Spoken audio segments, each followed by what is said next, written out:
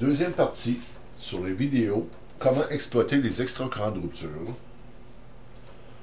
Cette fois-ci, j'ai remplacé le condensateur de 80 microfarad que j'avais tantôt pour un 270 microfarad 330 volts AC. Nous allons augmenter notre fréquence pour obtenir jusqu'à...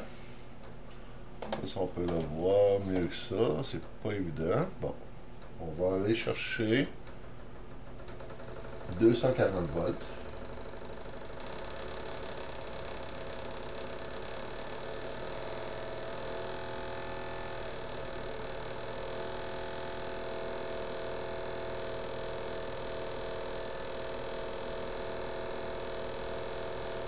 Bon, 240 volts. On accède entre 240, 239, 241. 240 volts. Je tire actuellement sur ma source DC de 115 volts. Je tire actuellement 4,2 ampères. On va rajouter le condensateur en série. On va réajuster pour obtenir le même voltage.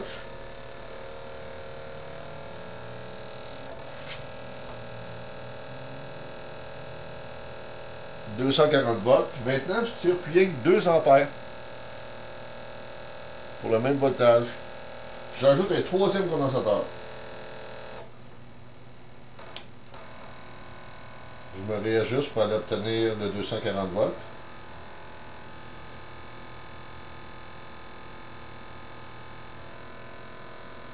« 240 volts. Maintenant, je tire 1,6 ampères. On va rajouter un quatrième condensateur en série.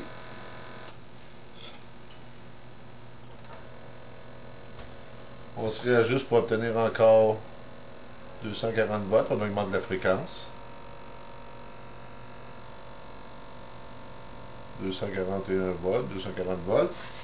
Maintenant, je tire 1,4 ampères. Je rajoute encore un autre condensateur en série. J'ai perdu un fil. On va finir notre charge. On va se réajuster encore une fois. On augmente la fréquence.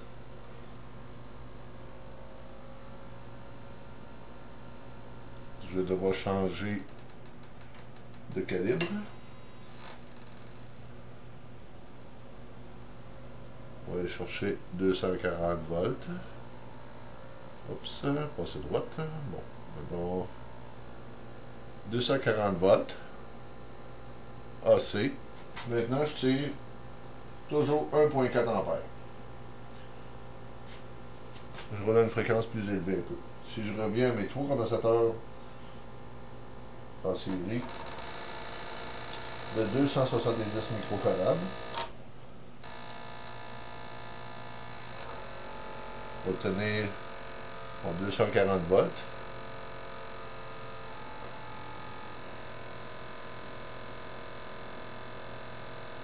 C'est 1,6 ampères. Donc on s'aperçoit que plus on rajoute des condensateurs, moins on consomme de l'ampérage à partir de notre source d'alimentation pour le même voltage à la sortie. Ce qui est pas mal intéressant.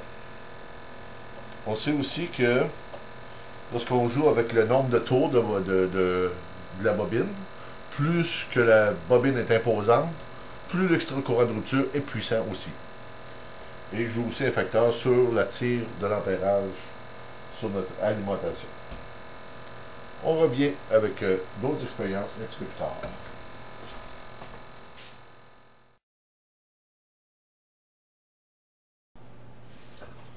Maintenant, pour cette troisième partie sur les extra courants de rupture, on va se baisser un peu. On va mettre ça à environ un cycle.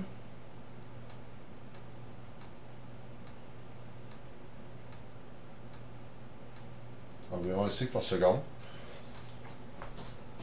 On a toujours 110 volts à la source. 115 volts plutôt à la source. On a trois condensateurs en série de 270 microfarad 330 volts AC. Puis là, ce coup-là, on va rallonger notre bobine en mettant en série une deuxième bobine à même le transfo. Et on va aller rechercher notre fréquence, notre voltage à 240 volts aussi, si on peut aller chercher sans que ça décroche.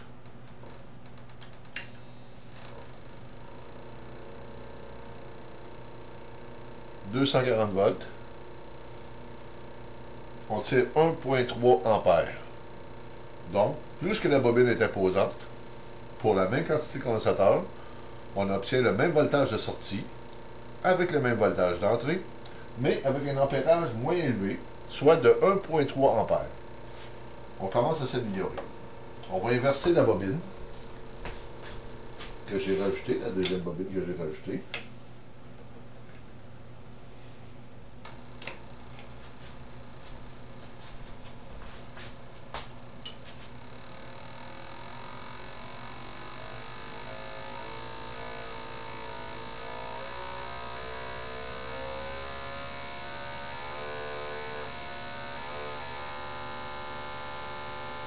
243 watts. 240, c'est pas évident, c'est pas très précis, ça me prendra un fan tuning. Mettons 240 volts. On tire maintenant 2,5 ampères. On a une opposition entre les deux bobines, donc il faut que les bobines soient l'enroulement dans le même sens. On coupe. On revient à l'opposition. On se réajuste. On travaille pour 240 volts. 240 volts. On tire 1,3 ampères. Très, très, très impressionnant et intéressant. Extra courant de rupture.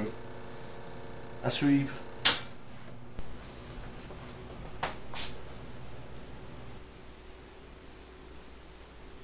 Comme nous l'avons constaté, l'extra-courant de rupture est créé au moment du cycle où la tension passe par le zéro, juste avant le changement de polarité.